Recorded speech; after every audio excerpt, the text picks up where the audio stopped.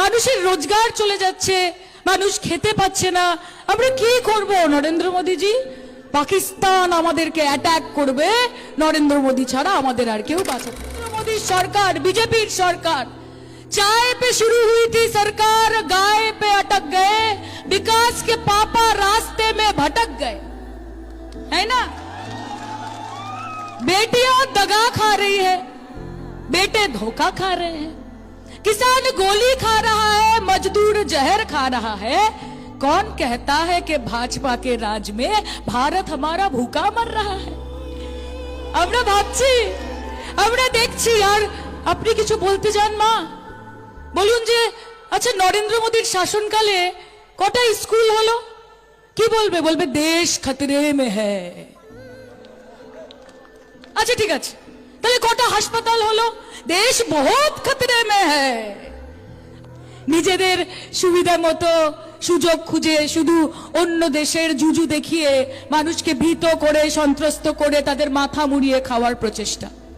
আর যখন কিছু পায় না তখন মানুষে মানুষে ভেদাভেদ, বেরোজগারি, বেকারি, গরিবি, সেই সব থেকে মানুষের মন এবং দৃষ্টি সরানোর জন্য শুধু হিজাব, হালাল, আজান, মন্দির, মসজিদ, হিন্দুস্তান, পাকিস্তান, শমশান, কবরস্থান, ভারত, পাকিস্তান, এই হচ্ছে। আর দাঁড়াস না বাবা, দাঁড়াস না, বসে পড়।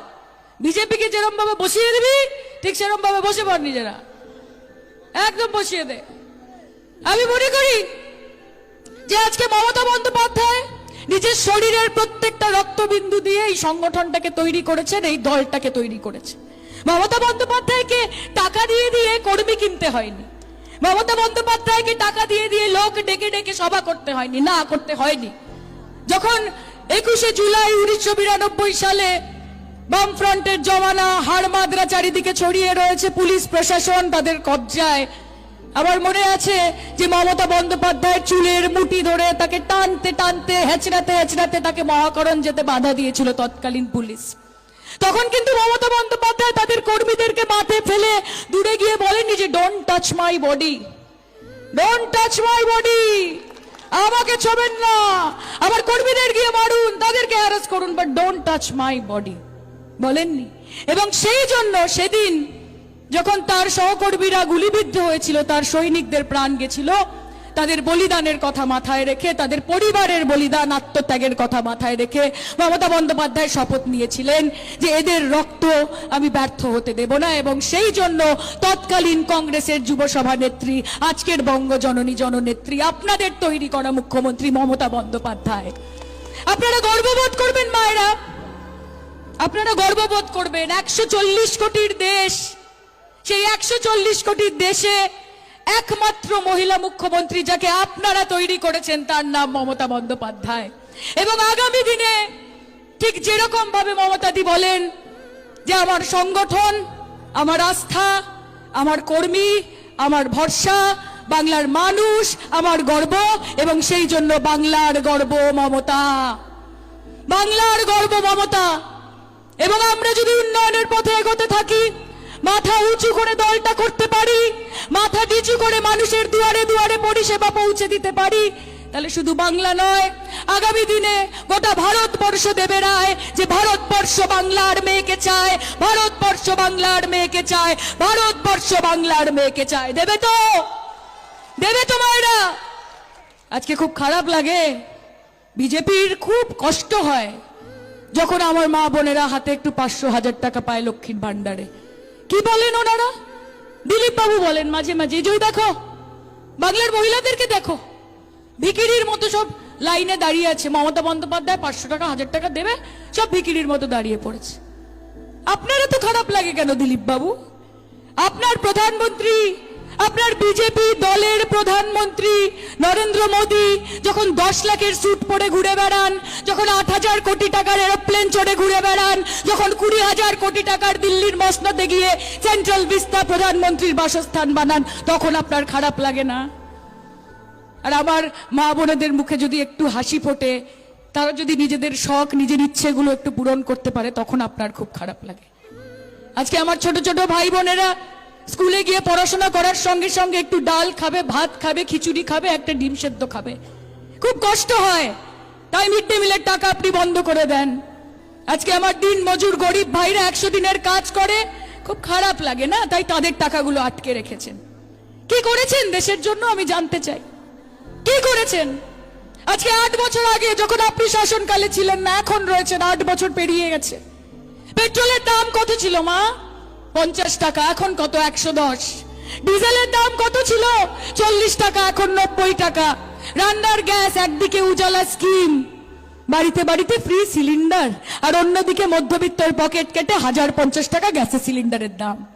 মানুষ বোঝে না, মানুষ কিচ্ছু বোঝে না। সবকিছুতে আপনার নাম দিতে হবে, আপনার দম্ভ, আপনার ইগোকে সারাক্ষণ আমাদের পালিশ করতে হবে। প্রধানমন্ত্রী গ্রাম সড়ক যোজনা, প্রধানমন্ত্রীর নাম না বললে টাকা দেব না। প্রধানমন্ত্রী আবাস যোজনা, প্রধানমন্ত্রী কথাটা না থাকলে টাকা দেব না। বাংলা আবাস যোজনা কিসের জন্য হবে? আপনার কাছে কি গুরুত্বপূর্ণ প্রধানমন্ত্রীজি?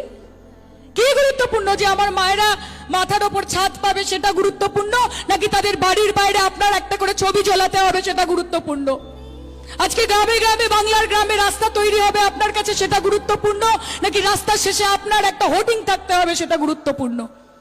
মমতা বন্দ্যোপাধ্যায় রূপশ্রী প্রকল্প করেছেন, আমাদের বাড়ির মেয়েদেরকে 25,000 করে টাকা দেওয়া হয়। আপনারা শুনেছেন কোনোদিন যে বিয়ের নেমন্তন্ন কার্ডে মমতা বন্দ্যোপাধ্যায়ের ছবি দিতে হবে? শুনেছেন? আজকে যে ট্যাব দেওয়া হচ্ছে আমার ছোট ছোট ভাইদেরকে, তার ওয়ালপেপার স্ক্রিন সেভারে মমতা বন্দ্যোপাধ্যায়ের ছবি রাখা কি বাধ্যতামূলক? তাহলে কি চান?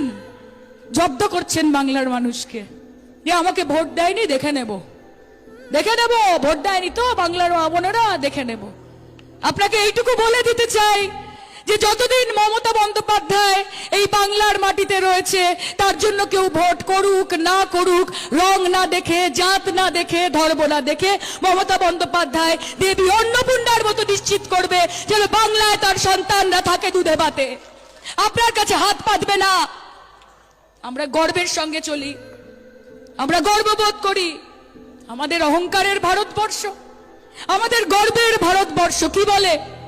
শান্তি সম্প্রীতি রক্ষার কথা বলে, সর্বধর্ম সমন্বয়ের কথা বলে, সার্বিক এবং মৌলিক উন্নয়ন এবং অধিকারের কথা বলে। আপনারা কি করেছেন? কি করেছেন? আজকে নরেন্দ্র মোদীর শাসনকালে শয়ে শয়ে কৃষকরা নিজের ভিটে ছেড়ে, মাটি ছেড়ে, মাঠ ছেড়ে দিল্লির রাজপথে 700 জন নিজের প্রাণ দিয়েছে ভারতবর্ষের কৃষক। আপনি হিল্লি চলে যাচ্ছেন, দিল্লি চলে যাচ্ছেন, জার্মানি চলে যাচ্ছেন, আমেরিকা চলে যাচ্ছেন, লন্ডন চলে যাচ্ছেন, অথচ যখন কৃষক ভাইগুলো আমার মারা যাচ্ছিল আপনি নিজের বাসস্থান থেকে 200 কিলোমিটার তাদের সঙ্গে দেখা করতে যেতে পারেননি। আজকে ছাত্রছাত্রীরা যখন আন্দোলন করবে তখন তারা টুকরে টুকরে গ্যাং। আজকে যখন কৃষকরা আন্দোলন করবে তখন তারা আন্দোলনজীবী। আজকে যারা দেশকে সুসংহত রাখার চেষ্টা করবে, সংঘবদ্ধ রাখার চেষ্টা করবে, ঐক্যবদ্ধ রাখার চেষ্টা করবে, তারা দেশদ্রোহী। আর আপনি ভগবান। আমি বলছি আপনি কি? আমি এই মঞ্চ থেকে দাঁড়িয়ে বলছি আপনি কি? যারা বলে যে অ্যাকাউন্টে 15 কোটি টাকা, অ্যাকাউন্টে 15 লক্ষ টাকা এবং 2 কোটি চাকরি হবে, এবং তারপর ভোটের পরে বলে জুমলা করেছি, মিথ্যে বলেছি, আপনি সেই জুমলাজীবী। আজকে যারা বলে যে সিএএ করে আমি মাইনরিটি, পারসিকিউটেড মাইনরিটিদেরকে আমি উদ্ধার করছি, আসলে আপনি সেটা করছেন না।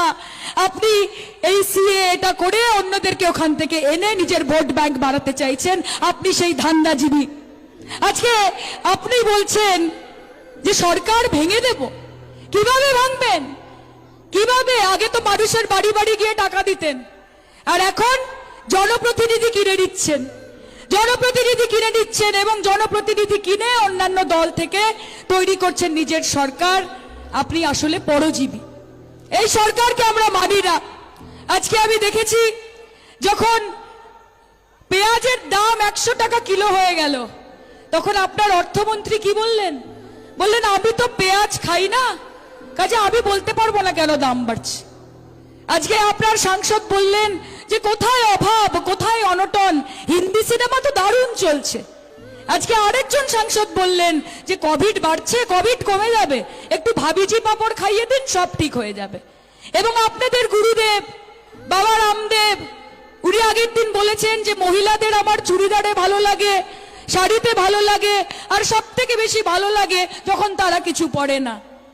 তার মানে আপনারা যোগীর ছদ্মবেশে এক একটা করে ভোগী তৈরি করছেন এবং তারা বাংলা চালাবে, তারা ভারতবর্ষ চালাবে।